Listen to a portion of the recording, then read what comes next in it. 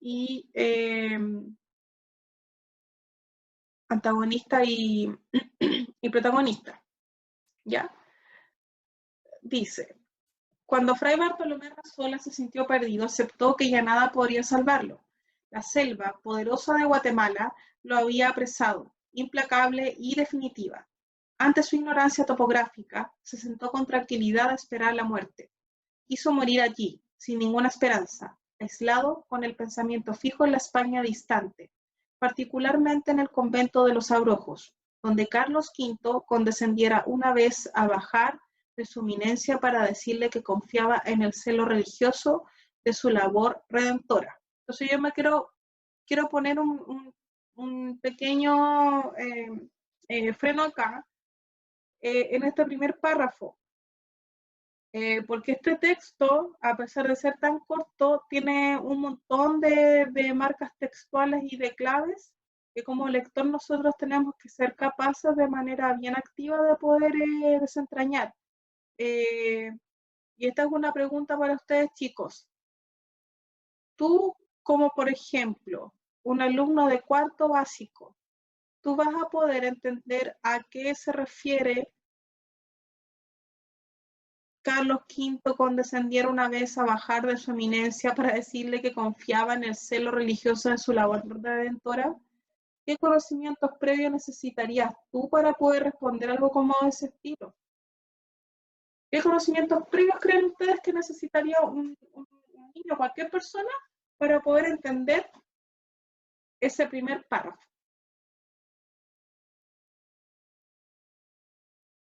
Ya, habilidad de comprensión lectora, vocabulario ya, pero si el niño es chino, sí, puede ser, ¿ah? Ya, ¿no es cierto? Las religiones, ¿no es cierto? Para empezar, sí, hay que conocer las religiones, hay que tener vocabulario, pero y vámonos a esta parte. Por ejemplo, Carlos V. Acá tenemos, con el pensamiento fijo en la España distante. Carlos V. ¿Quién habrá sido Carlos V? Gracias, Fernando, pero no creo que necesitemos un diccionario ahora más antiguo. Chiquillos, ¿quién era Carlos V? Un juglar era, gracias, me encanta, un rey español, un rey español. Ya, condescendieron una vez a bajar de su eminencia para decirle que confiaba en el celo religioso de su labor redentora. Ya. Entonces, ustedes tienen que tener ese tipo de conocimiento para para poder entender eso. Por eso es que no es tan fácil. Y ese tipo de conocimiento lo da solamente algún tipo en este caso, mucho más específico. No son cosas que vayan a aprender en la vida cotidiana. Al despertar se encontró rodeado por un grupo de indígenas de rostro impasible que se disponían a sacrificarlo ante un altar. Un altar que a Bartolomé le pareció como el lecho en que descansaría, al fin de sus temores, de su destino, de sí mismo. Aquí encontramos marcas textuales de vocabulario, por ejemplo, lo que es altar, lo que es lecho, ¿ya? Como anécdota, una vez, hace muchos años, le preguntó a un grupo de alumnos si entendían lo que era el lecho y pensaron que era una lechuga, ¿ya? Para que vean que a veces es muy importante consultar un diccionario. 3 años en el país le habían conferido un mediano dominio de las lenguas nativas. Intentó algo, dijo algunas palabras que fueron comprendidas. Entonces floreció en él una idea que tuvo por digna de su talento y de su cultura universal, y de su arduo conocimiento de Aristóteles. Recordó que para ese día se esperaba un eclipse total de sol, y dispuso, en lo más íntimo, valerse de aquel conocimiento para engañar a sus opresores y salvar la vida. Si me matáis, les dijo, puedo hacer que el sol se oscurezca en su altura. Los indígenas lo miraron fijamente y Bartolomé sorprendió la incredulidad en sus ojos. Vio que se produjo un pequeño consejo y esperó confiado, no sin cierto desdén. 2 horas después, el corazón de Fray Bartolomé Arrasola chorreaba su sangre vehemente sobre la piedra de los sacrificios, brillante bajo la opaca luz de un sol eclipsado, mientras uno de los indígenas recitaba sin ninguna inflexión de voz, sin prisa, una por una, las infinitas fechas en que se producirían eclipses solares y lunares, que los astrónomos de la comunidad maya habían previsto y anotado en sus códices sin la valiosa ayuda de Aristóteles. ¿Ya? De lo roto. Entonces, punto 1. ¿Ustedes tienen alguna idea de quién es el señor Aristóteles? ¿De qué época? ¿Alguna idea? Lo que sea. ¿Algún conocimiento previo sobre este señor Aristóteles? Jesús Maturana dice, no. ¿Ya? ¿Alguien más? ¿Nada? Nada, ni siquiera lo han escuchado. Griego, muy bien. Gracias, muy bien. Ven, ahí va saliendo cosas. Filósofo griego, que es muy antiguo. Sí, pues antes de Cristo, ¿ya? Muy antiguo. ¿Ya? Bueno, antes de Cristo. Entendiendo, antes de Cristo. Exacto. Ya, antes de Jesús. Ya. Entonces, como ustedes mismos dicen, este es un filósofo griego y él solamente no solamente fue filósofo, él también incursionó, por ejemplo, en el análisis en la teoría literaria. Fue matemático, filósofo, astrónomo, ¿ya? Mucho, prácticamente todo lo que tenemos al día de hoy se lo debemos a él, ¿ya? Por lo tanto, sabemos que lo que ocurrió en la historia, ¿no es cierto?, ocurrió después de Aristóteles, ¿no es cierto? Lucas, omnisciente griego. Sí, a lo que se refiere Fernando es que está presente en todo, ¿no es cierto? Sí, a eso se refiere con la omnisciencia, porque lo sabía. Ay, ya. Ya. Entonces esto pasó mucho después y además el texto nos da pistas para saber también en qué época fue que pasó esto. Chiquillos, ¿en qué época, cuál es la época del relato? ¿Cuál es el tiempo del relato acá? Que no me digan con qué soleado, nublado, no. Me refiero a la época.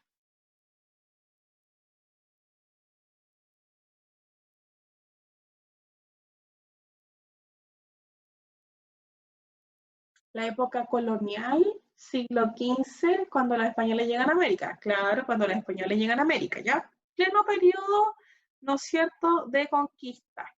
Miren, y el Vicente súper ahí, muy exacto, 1492. Estamos en pleno periodo de conquista, ¿no es cierto? De colonización y evangelización, donde la corona española lo que quería hacer era convertir, ¿no es cierto?, a todos los nativoamericanos a la religión católica. Específicamente cuando aparecen los jesuitas. ¿Qué alumnos más brillantes tengo yo? ¿Ya? A mí se me olvidaba decirle eso y bueno, después les voy a decir muchas cosas más. Ya.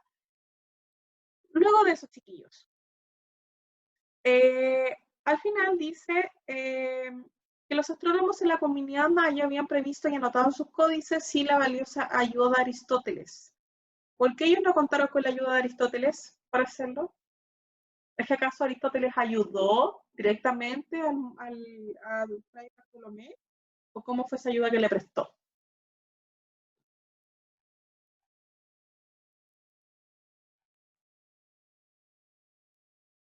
¡Yujú!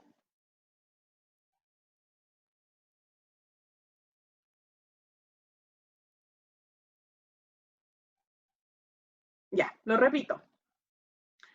Ya. Abajo dice, en el último párrafo, que mientras la sangre de Fray Bartolomé chorreaba, ¿cierto? Los indígenas recitaban todas las fechas en las cuales se producirían eclipses solares y lunares sin haber contado con la ayuda de Aristóteles. En primer lugar, porque no pudieron contar con dicha ayuda.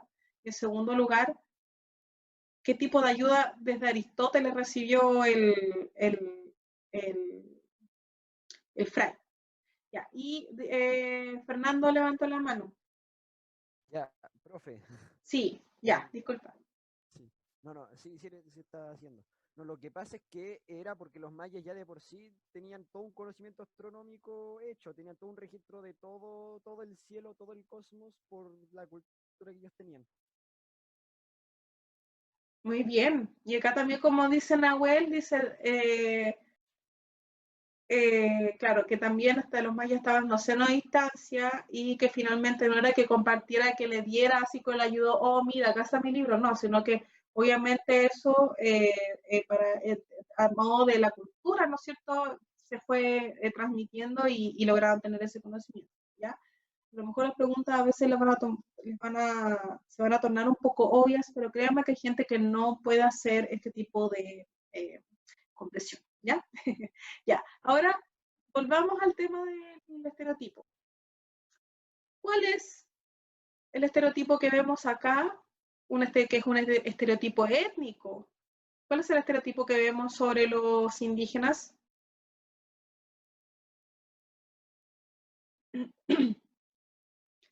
¿Cuál sería ese estereotipo sobre el indígena que nos presenta eh, el relato? Primero, bueno, vemos, yo diría que hay dos estereotipos. Uno, el que Fray Bartolomé, él tiene un prejuicio, ¿cierto? Un estereotipo sobre los indígenas, que eso sería lo que prevalece más que el mismo texto. Ya, a ver, acá hay varias respuestas.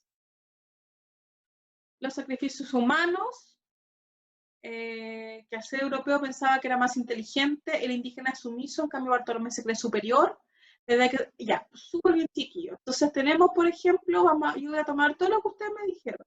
En primer lugar está la idea del europeo superior, que ese sería el estereotipo, ¿no es cierto?, de Fray Bartolomé.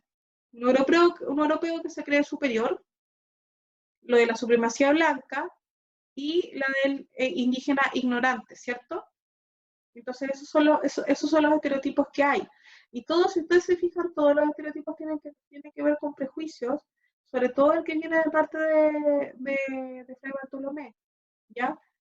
Bueno, porque realmente los indígenas solamente, no es que fueran prejuiciosos, ellos vieron la posibilidad de tener a una persona que les sirviera como sacrificio en un altar y listo, lo tomaron, ¿ya? Entonces ahora, vamos a devolvernos al PPT. Ya, pero apúrate, Lucas. De raudo y veloz. Recuerden que todo esto lo está grabándose. Entonces, tengan cuidado con lo que me dicen. Ya,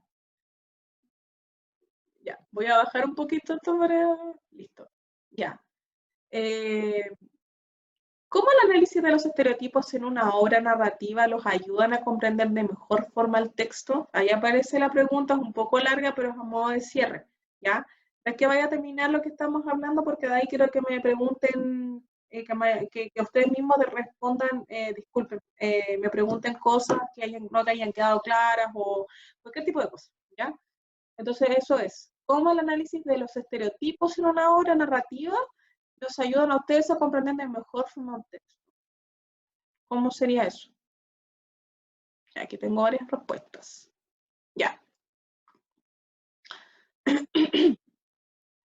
Para ponernos en el lugar de la persona. ¿De cuál persona? Yo también, Lucas. Ya. Pero acuérdense que no es una persona, es un personaje. Ya, ya. Nos ponemos en el lugar del personaje. Ya. Y además, ¿por qué nos ayudaría también? Porque ya, conocemos un estereotipo, ¿no es cierto? El estereotipo, ya, muy bien, ubicarlo en un tiempo y un espacio. Y el estereotipo, chiquillo, se construía a partir de qué? ¿Qué cosas construyen un estereotipo? Ya muy bien, conocemos mejor a los personajes, ¿no es cierto? Nos permite hacer una especie de clasificación de ellos, porque muchas veces, sobre todo algunos textos literarios, tienen un montón de estereotipos, arquetipos de personajes, y cuando nosotros logramos identificarlos, es mucho más fácil comprenderlos, porque nos ayuda a entender rápido el personaje. Ya, ahora, salgan de personaje, ya, salgamos de esa parte, salgamos de la parte interna, vamos a la parte externa. el estereotipo, ¿cómo estaba construido? Yo acá me voy a devolver.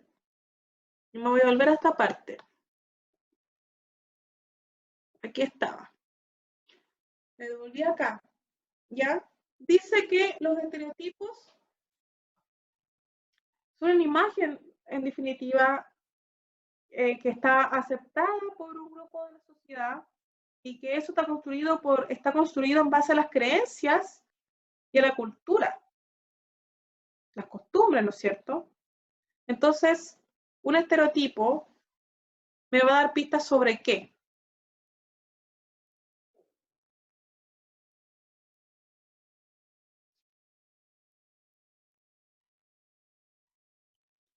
¿Cómo me puede ayudar un estereotipo? Por ejemplo, piensen en el caso de la María Luisa Pombal, chiquillos. ¿Cómo este estereotipo de la mujer empoderada que ustedes mismos me hablaron? Una mujer empoderada, una mujer que se hace cargo de muchos aspectos de su vida, que decide sobre el amor, también el aspecto sexual, ¿no es cierto? Ella es capaz de hacerse cargo. Entonces, ¿cómo ese personaje a mí me ayuda a entender?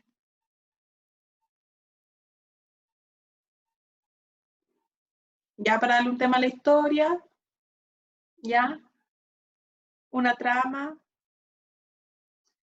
pero en el mismo estereotipo de la Bombal, ¿qué se puede reflejar?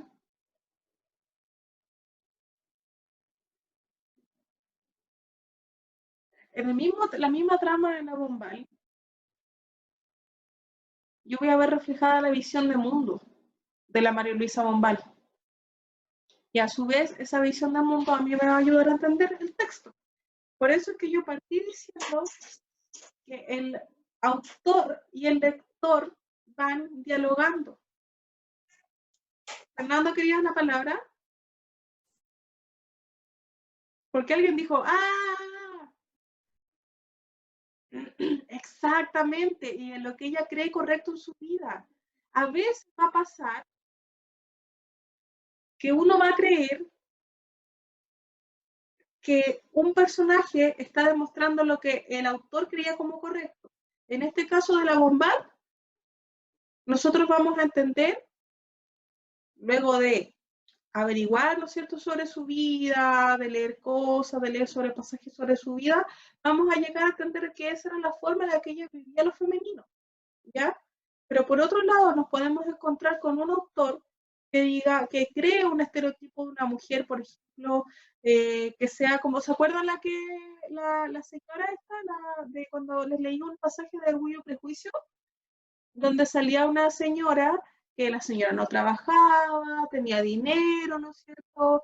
Se preocupaba de arreglarse, las hijas igual, eran frívolas. Entonces, a veces la construcción de un estereotipo de un personaje no solamente sirve para mostrarnos lo que yo creo, sino también sirve para criticar a la sociedad. Porque me puedo encontrar con un personaje que sea todo lo que el autor quiere o con un modelo, con un rol, con un modelo, disculpen, de mujer o con un modelo de hombre según la visión del mundo que ellos tienen, o también puede ser una crítica a la sociedad, entendiendo que en la novela de Jane Austen ella hacía una crítica hacia el machismo, pero también tenían que haber personajes machistas en su historia para que esa historia obviamente tuviera algún tipo de sentido y reflejara lo que pasaba en su época, ¿ya? Y la última. Ah, era el que ya, como la señora que tenía importancia, como la señora que no tenía importancia, exacto. Ya. Y la última es, ¿cuáles estereotipos has visto reflejados en la literatura? Claro, la madre de la familia, acuérdense, y sí, la madre de la familia. ¿Cuáles estereotipos han visto reflejados ustedes que me cuenten porque acuérdense que los estereotipos no solamente son de género, ya ahora nosotros acabamos de ver un estereotipo étnico, ¿ya? ¿Cuáles estereotipos ustedes han visto en la literatura? ¿Algún personaje incluso que ustedes leyeron cuando eran chicos? Eh, Cualquier cosa que hayan leído, obviamente, narrativa.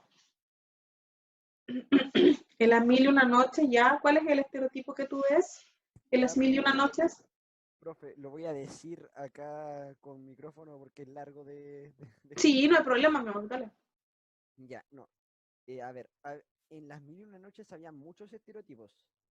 ¿Ya? Uno de ellos, por ejemplo, era uno de que en un cuento que se llamaba El gallo, el perro y la mujer del labrador.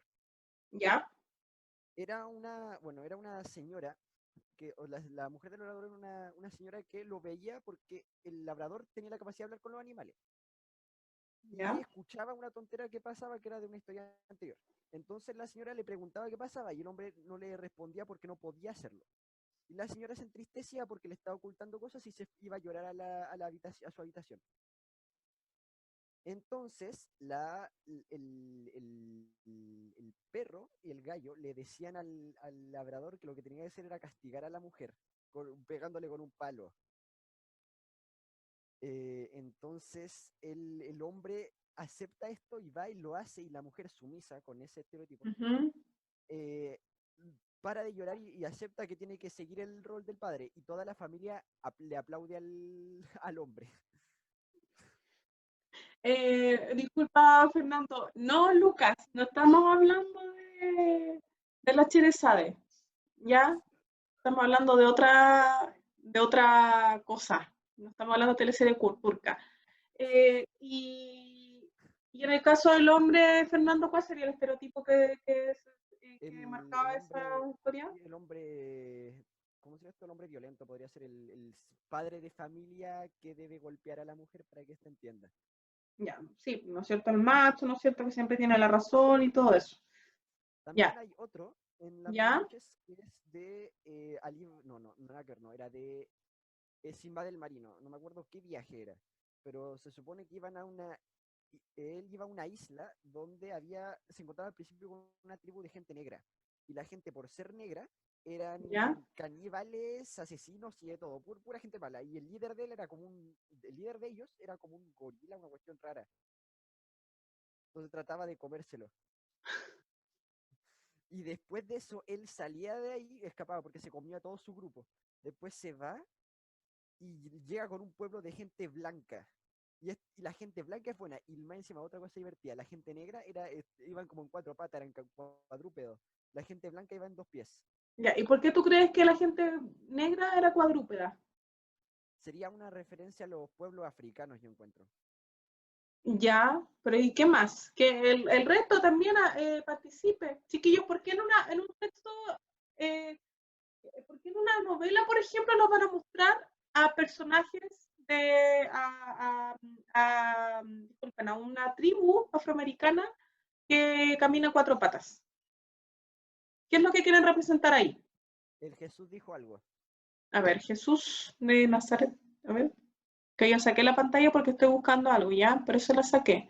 Pero voy a leer lo de Jesús. Los comparan con, exactamente, hay una comparación con simios o animales que son inferiores a la gente blanca. Muy bien, ¿no es cierto? Entonces, eh, ahí también hay un tema y a lo mejor, y esto tiene que ver también con el tema que yo les decía, eh, que no siempre eso quiere decir que es realmente lo que el autor piensa y quiere, ¿me entienden?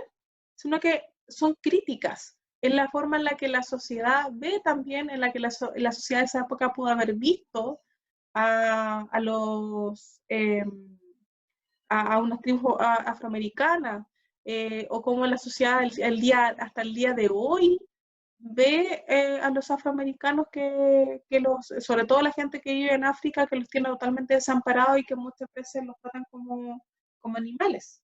Por lo tanto, no es Ahora, siempre, ¿sí? sí, no, que profe, me acordé de otro de los viajes que también tiene estereotipo de Simba del Marino. ¿Ya? Es uno en el cual iba a una isla de gente donde los hombres tenían alas, si no me equivoco, tenían la capacidad de volar, y normalmente cada cierto tiempo los hombres salían de la isla, no me acuerdo de hacer qué, y luego regresaban. Y los que iban eran los hombres y los que se quedaban eran solo las mujeres y los niños. ¿Qué indica esto? Que eran solo los hombres los que podían salir de la tribu. ¿Qué significa?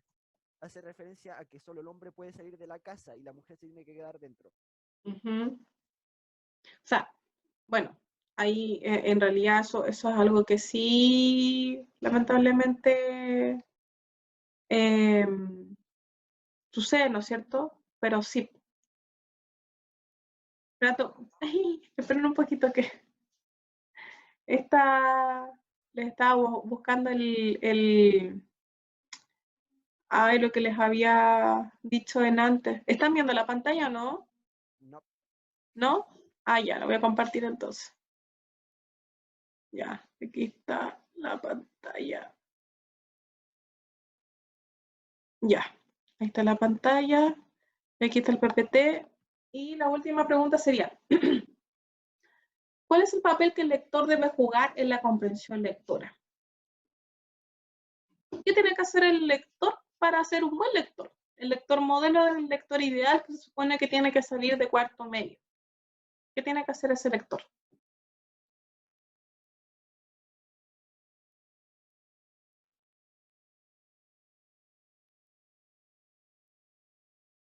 ¿No se ve?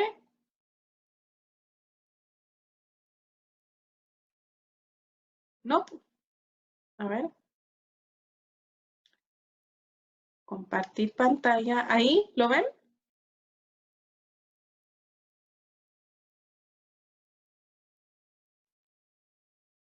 Ahora sí, ya. Ya. Sí, esa es la última pregunta. ¿Cuál es el papel de que el lector debe jugar en la comprensión lectora? ¿Qué tiene que hacer el lector para ser ese lector modelo ideal que yo les dije?